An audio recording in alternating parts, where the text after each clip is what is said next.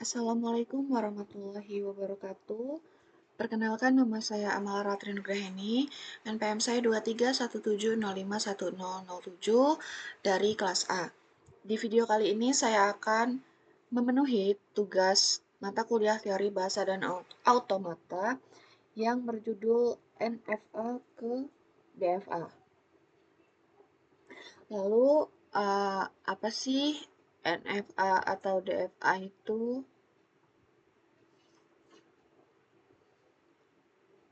Definisi dari DFA itu atau Deterministic Finite Automaton dan NFA itu atau Non-Deterministic Finite Automaton adalah dua jenis mesin otomata yang digunakan dalam teori bahasa formal dan otomata.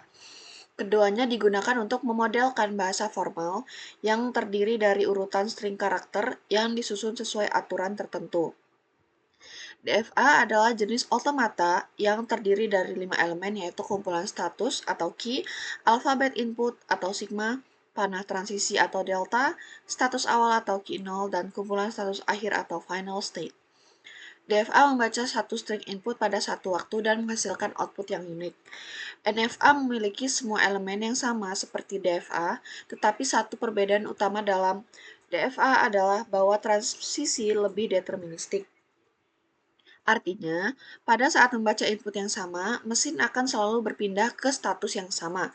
Sedangkan pada NFA, ada beberapa status yang dapat diakses dari satu simbol masukan, sehingga memberikan beberapa opsi yang berbeda dan menghasilkan lebih banyak output. Singkatnya, DFA adalah mesin otomata yang membaca satu input pada satu waktu dan menghasilkan output tunggal. Sedangkan NFA memungkinkan beberapa kemungkinan output untuk satu input yang sama. Keuntungan menggunakan DFA itu sendiri yaitu yang pertama ada kemudahan permodelan, yang kedua ada kekuatan ekspresi yang lebih terbatas, yang ketiga ada kecepatan yang lebih cepat. Lalu di sini ada tabel perbandingan antara DFA dan NFA. Jika DFA itu hanya memiliki satu transisi untuk setiap simbol input, sedangkan NFA dapat memiliki banyak transisi untuk setiap simbol input. DFA tidak memiliki transisi epsilon, sedangkan NFA dapat memiliki transisi epsilon. DFA lebih mudah dimodelkan, NFA lebih sulit dimodelkan. DFA kekuatan ekspresinya terbatas, NFA kekuatan ekspresinya lebih kuat. DFA lebih cepat dalam melakukan pengenalan bahasa. NFA mungkin lebih lambat dalam melakukan pengenalan bahasa karena perlu melakukan backtracking. Keuntungan menggunakan NFA itu sendiri yaitu NFA lebih mudah dibangun karena dapat memiliki lebih sedikit state dibanding DFA. NFA memberikan efisiensi waktu dan penghematan memori karena NFA hanya memerlukan waktu linear untuk menerima satu string bahasa dan tidak memerlukan waktu eksponensial seperti DFA. NFA memiliki kemampuan untuk menangani inputan yang memiliki variasi yang lebih banyak sehingga lebih fleksibel dalam pengenalan bahasa. Lalu di sini terdapat contoh dari teknik kompilasi atau konversi NFA ke DFA.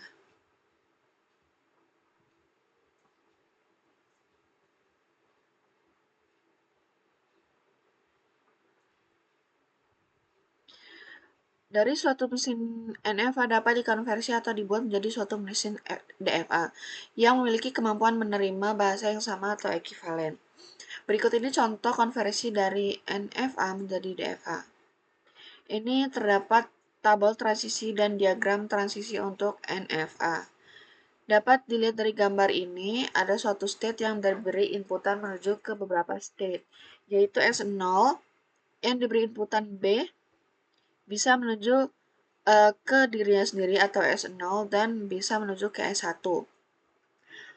Lalu dikonversi menjadi DFA dengan cara membuat state baru berupa gabungan dari S0 dan S1. Lalu untuk state S0 dan S1, jika diberi inputan A, maka hasilnya adalah gabungan dari S0 dan S1 yang diberi inputan A, yaitu S0 dan S1. Lalu untuk state S0, S1, jika diberi inputan B, maka hasilnya gabungan dari S0 dan S1 yang diberi inputan B, itu S0 dan S1 lagi. Berikut ini merupakan tabel transisi dan diagram transisi untuk DFA-nya. Jika state 0 dan diberi inputan A, hasilkan S1. Jika S0 diberi inputan B, hasilnya S0 dan S1. Jika S1 diberi inputan A, hasilnya S0. Jika S1 diberi inputan B, hasilnya S1. Jika S0 dan S1 diberi inputan A, hasilnya S0 dan S1. Jika S0 dan S1 diberi inputan B, hasilnya S0 dan S1. Di sini terdapat tabel transisi dan diagram transisi untuk DFA-nya. Ini berarti di sini tuh dari sini tuh NFA lalu kita ubah menjadi DFA. Lalu kita mulai S0 diberi inputan A, itu jalannya menuju S1. Jika S1 diberi inputan A, itu kembali lagi ke S0. Jika S1 diberi inputan B, itu hasilnya S1 lagi. Jika S0 diberi inputan B, itu dia ke S0 dan S1. Jika S0 dan S1 diberi inputan A atau diberikan inputan B, itu hasilnya adalah dirinya sendiri.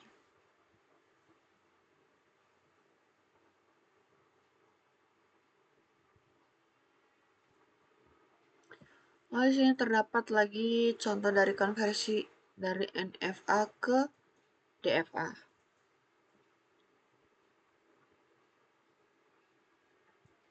Sini terdapat sebuah diagram NFA yang dapat dikonversi menjadi DFA dengan membuat tabel transisi yang baru. Seperti ini. Jika state X1 diberi inputan 1, maka hasilnya X2 dan X3. Ini X1 diberi inputan 1, maka hasilnya X2 dan X3. Lalu jika X2 diberi inputan 1, X2 diberikan inputan 1, hasilnya X3. Lalu X1 diberi inputan 2, hasilnya X5. Lalu X2 diberi inputan 2, X2 diberi inputan 2, hasilnya X2 diberi inputan 2, hasilnya X3 dan X4. Lalu di sini ada X3 diberikan inputan 1, hasilnya X6. Lalu X3 diberi inputan 2, hasilnya X4. Lalu X4 diberi inputan 1, hasilnya X4 lagi. X4 diberi inputan 2, hasilnya X6. X5 diberi inputan 1, hasilnya X5. Lalu diberi inputan 2, hasilnya X5 dan X6. Lalu X6 ini tidak bisa memberikan inputan apapun. Biasanya pada tabel transisi untuk menandakan sebuah start state diberikan dengan tanda panah dan untuk final state ditandakan dengan tanda bintang. Setelah kita mengetahui tabel transisi dari NFA, maka kita akan membuat tabel transisi dari DFA tersebut. Pada awal start state pada DFA akan sama dengan start state di NFA yaitu X1. Ini sudah kita jelaskan tadi.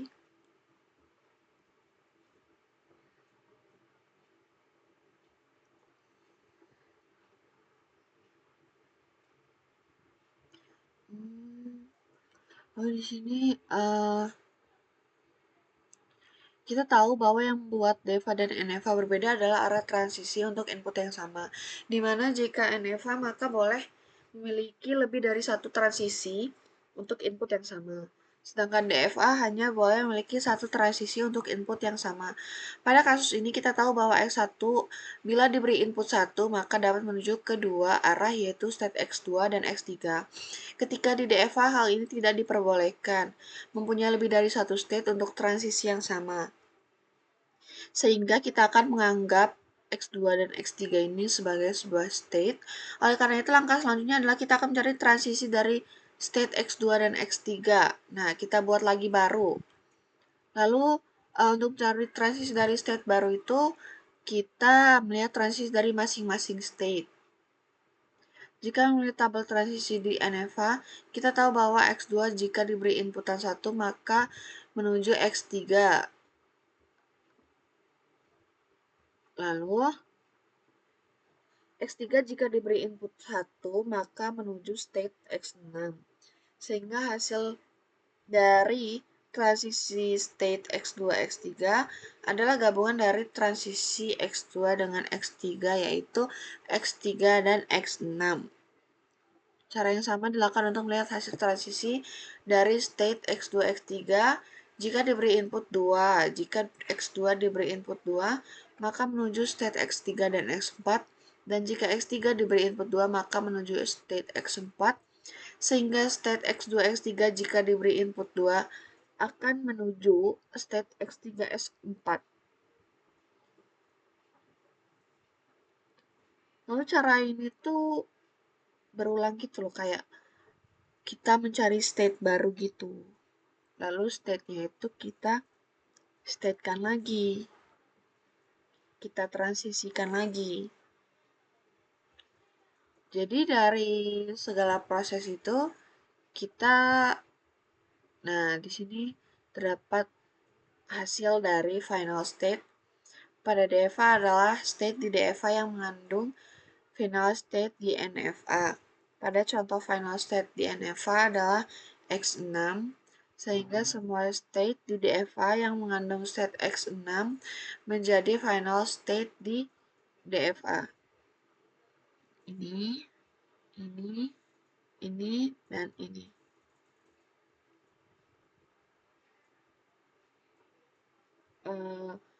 Mungkin cukup sekian penjelasan dari saya. Apabila terdapat kesalahan, saya mohon maaf, dan pada Allah saya mohon ampun. Billahi taufiq wal hidayah. Wassalamualaikum warahmatullahi wabarakatuh.